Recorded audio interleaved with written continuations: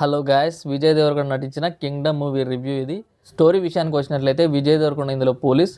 So తనకు ఒక బాధ్యత చెప్పడం జరుగుతుంది. సో తన బాధ్యత కోసం తను ఒక చోటుకి వెళ్ళడం జరుగుతుంది.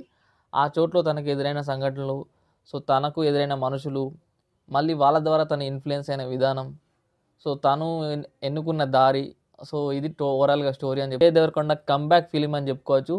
సో కొన్ని పాజిటివ్స్ అండ్ మాట్లాడుకున్నట్లయితే మెయిన్లీ సత్యదేవ్ క్యారెక్టర్ ఈ మూవీలో చాలా, అంటే ఈ సినిమాలో మెయిన్ క్యారెక్టర్ వచ్చేసి, మెయిన్ పిల్లర్ వచ్చేసి సత్యదేవ్.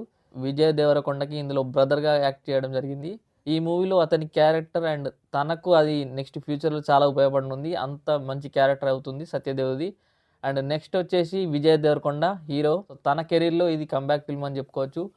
చాలా చాలా అంటే ఎక్కువ ఓవర్ యాక్టింగ్ చేయకుండా న్యాచురల్గా ఉంది తన పర్ఫార్మెన్స్. నెక్స్ట్ పాజిటివ్ వచ్చేసి బీజిఎం, బ్యాక్గ్రౌండ్ స్కోర్ ఏదైతే ఉందో అనిరుద్ ఇచ్చి పడేశాడు.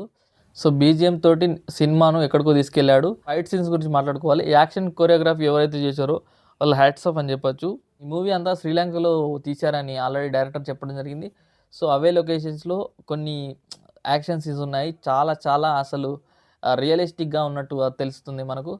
కొన్ని చోట్ల సినిమాటిక్ లిబర్టీ తీసుకున్నప్పటికీ సో మూవీ అయితే దాని కథలో భాగంగా మనకు ఎగ్జాక్ట్గా వెళ్తుంది. ఎక్కడ కూడా ఓవర్ అనిపించదు. సో న్యాచురల్ పర్ఫార్మెన్స్ అంతా. ఇక గౌతమ్ తిన్నన్నూరు డైరెక్షన్ గురించి మాట్లాడుకోవాలంటే one of the best director అని చెప్పుకోవచ్చు మన తెలుగు ఫిలిం ఇండస్ట్రీకి. సో జెర్సీ లాంటి మూవీ తర్వాత ఈ మూవీ ఎలా ఉంటుంది, విజయ్ దేవరకొండ ఫ్లాప్స్ ఇస్తూ, సో కొన్ని యావరేజ్ మూవీస్ ఫ్లాప్స్ మూవీస్తో సో తను సక్సెస్ కోసం ఎదురు చూస్తున్న టైంలో కరెక్ట్గా దొరికాడు గౌతమ్ తిన్నన్నూరు.